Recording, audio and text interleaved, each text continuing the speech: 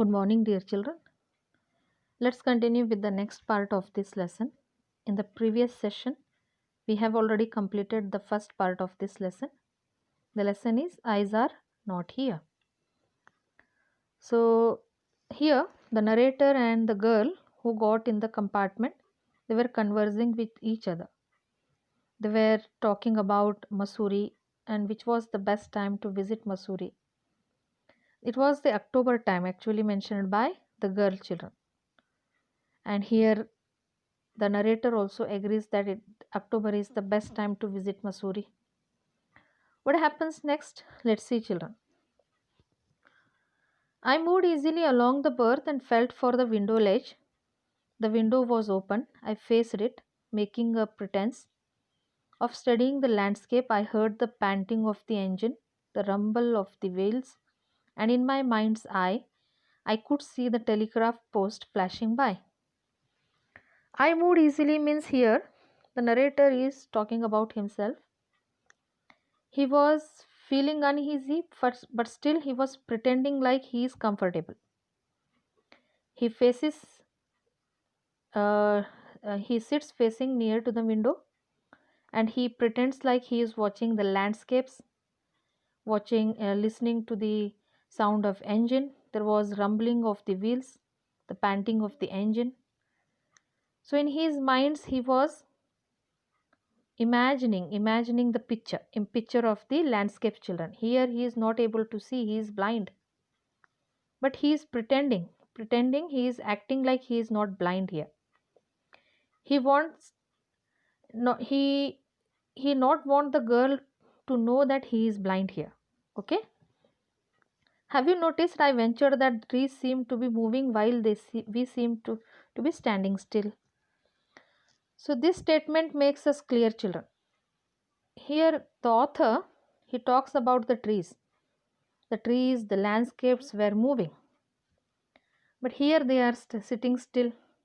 Actually, who are moving here? The passengers are moving in the train. But when we look outside, when we look at the trees and the landscapes, the mountains, we feel like they are moving. So, this same thing is explained by the narrator to the girl here. Have you noticed? Means, have you seen? We are sitting, we are moving, but we feel like the trees are moving. That's always happens, she said. Do you see any animals? Hardly any animals left in the forest near the Hera. So, for this, the girl answers. She questions him that whether he has seen the animals anywhere, he spotted the animals in the forest. Why she questions him like this? Because the narrator was looking at the landscape. He was facing near to the window. He was sitting facing near to the window. So she wanted to inquire. She inquired him. Hardly the animals were left in the forest, children. So she inquired, have you spotted any animal in the forest? Why? Because there were few animals left in the Hera forest. I turned from the window and faced the girl, and for a while we sat in silence. Then, when this was inquired by the girl, the narrator, he faced again to the window. He sat facing to the girl children, and he turned from the window. And there was silence. He did not answer to this question. You have an interesting face, I remarked. See, even though the narrator is blind here, he is trying his level best that the girl should not come to know his blindness. So he gives a statement that he comments, he appreciates the girl that she is having an interesting face. He remarked, I was becoming quite daring, but it was a safe remark. Few girls can resist flattery.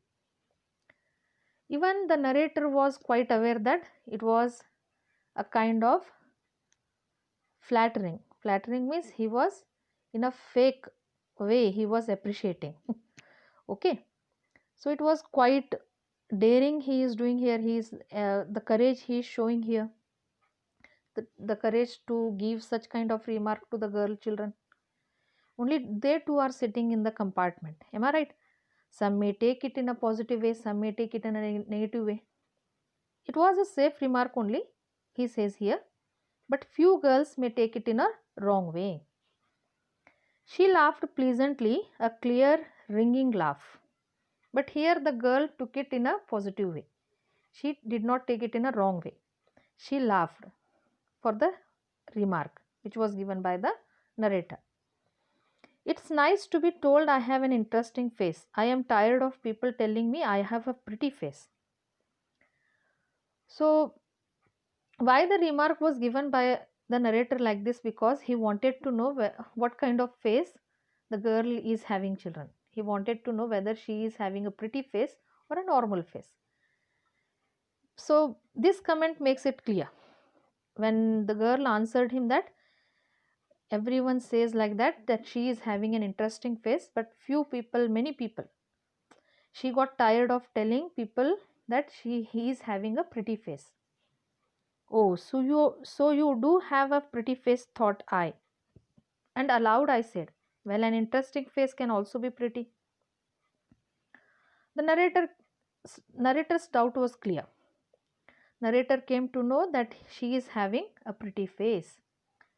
And in a very smart way, he makes the girl to answer these children. We can see this. So he says again that, well, it is an interesting face, can also be a pretty face. You are a very gallant young man, she said, but why are you so serious? The girl, she converses with the narrator. She says again, you are a very gallant young man. Gallant means very handsome young man. Then why you are so serious? See, children, the girl, maybe she also not want to show that she is blind, and she is also pretending this way. And how she is pretending here, as if she has observed the expression of the narrator. What kind of expression she has observed? Why are you serious? She is questioning him. Maybe she has found him sitting serious, isn't it? So first she appreciates him as a gallant young man, and later she questions him. Why are you sitting so serious? I thought then that I would try to laugh for her, but the thought of laughter only made me feel troubled and lonely. The narrator was feeling like to laugh on that comment, but he did not laugh, children.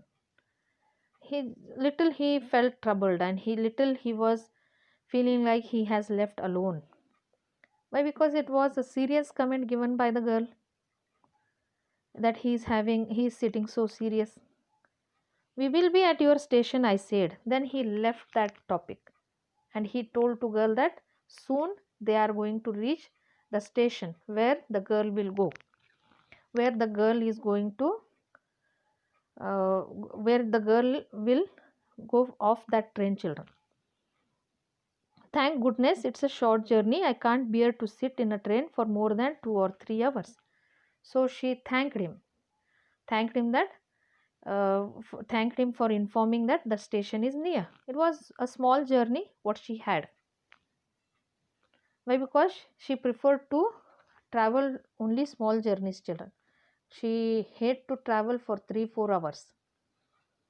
Yet I was prepared to sit there for almost any length of time just to listen to her talking. Her voice had the sparkle of a mountain stream. As soon as she left the train, she would forget our brief encounter, but it would stay with me for the rest of the journey and for some time after. So here narrator prepared his mind. Again he will be left alone in the compartment. So he has to travel to Dehra, children.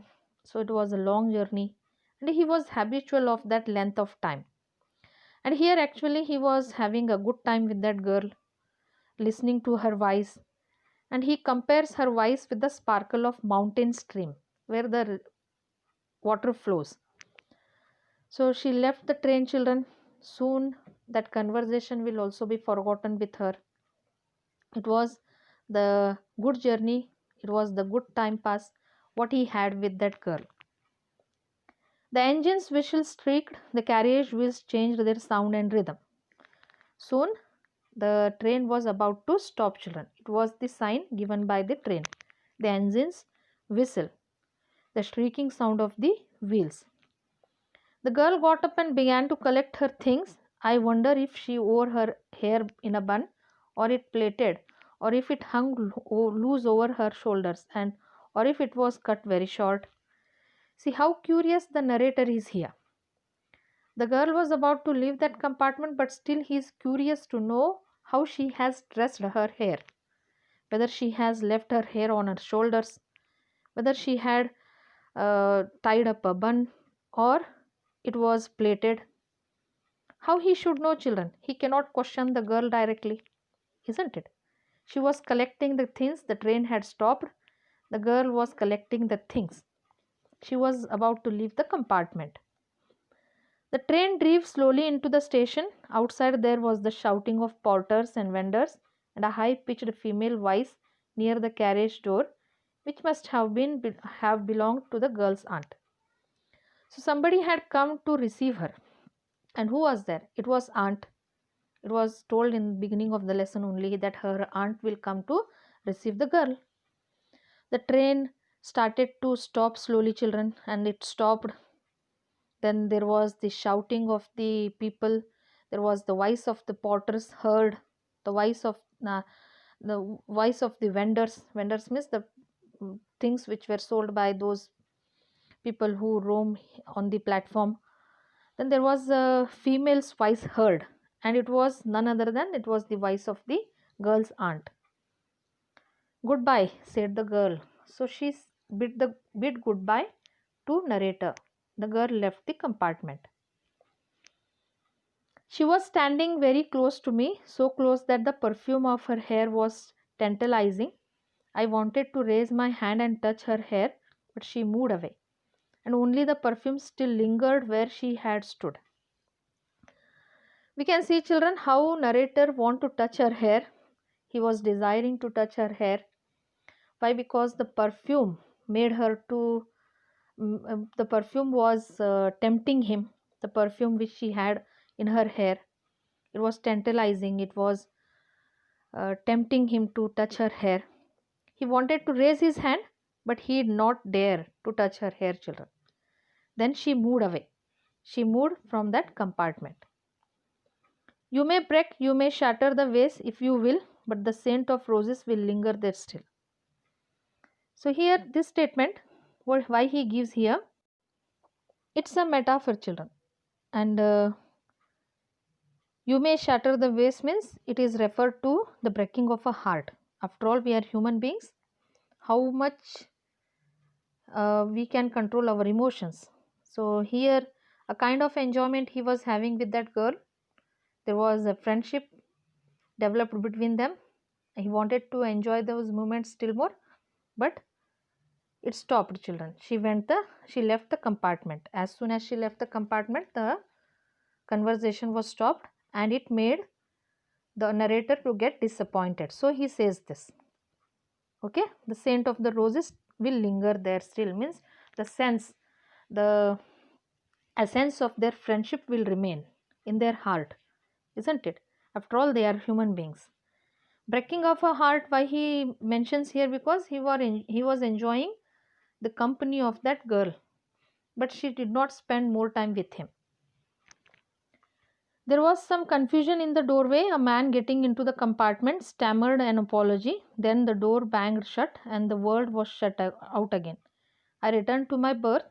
The guard blew his whistle and we moved off. Once again, I had a game to play with a new fellow traveler. So when she was leaving the compartment, there was confusion. Another passenger was entering into the compartment, and there was confusion between that girl and the passenger. Then later, he too entered the same compartment and the girl left that compartment, children. Then again, here the narrator has to pretend that he is not blind to the new fellow traveler, the fellow traveler who had joined now with the narrator. Again there was whistle. Again the engine started. The train gathered speed. The wheels took up their song. The carriage groaned and shook. I found the window and sat in front of it. staring into the daylight that was darkness for me. So again the game started. The game, what is that? He don't not want to reveal that he is blind, children. So the train gathered the speed, that it took up the speed. The wheels started to sound. There was the carriage sound coming. Again the narrator stood facing to the window. It was the daylight, but actually darkness in him. So many things happening outside the window. It could be a fascinating game guessing what went on out there. So many things were visible, but here the narrator was not able to see, children. The nature is visible, the mountains. He could have enjoyed it if he had a good sight, but he is not having sight only, he is blind. The man who had entered the compartment broke into my reverie. Then the man who had entered when the girl was leaving the compartment, children, he spoke. You must be disappointed, he said. I am sorry, I am not as attractive a traveling companion as the one who just left. So the new traveler, the fellow traveler, he spoke to the narrator. You must be disappointed. He just observed the expression of the narrator. The narrator was actually disappointed, children. He was sitting upset.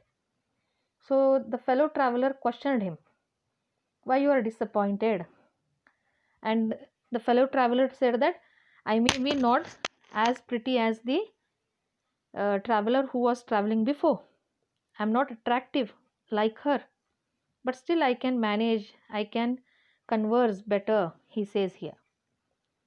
She was an interesting girl, I said. Can you tell me, did she keep her hair long or short? So again a question was asked by the curious narrator here. He was pretty much sure that the girl was having an interesting face. She was having a pretty face. Again he wanted to get some more answers for his questions. He wanted to know whether she has tied up her hair or she has left loose, whether she is having long hair or short hair. So now for this, what the fellow traveler answers, let's see, children. I don't remember, he said, sounding puzzled. It was her eyes I noticed, not her hair. She had beautiful eyes, but they were of no use to her. She was completely blind. Didn't you notice? So this is a kind of surprise, children, the narrator got here. What the narrator had thought? The narrator had thought that the girl is having a good eyesight. What she had commented before, why you're looking so serious? Have you spotted the why are you looking so serious? That comment, it says that she was pretending that she is not blind. And some many more, children, there are many more statements. So it was a kind of surprise given to narrator. So what the fellow traveler told here, I don't remember what kind of pretty face she is having. I just saw her eyes.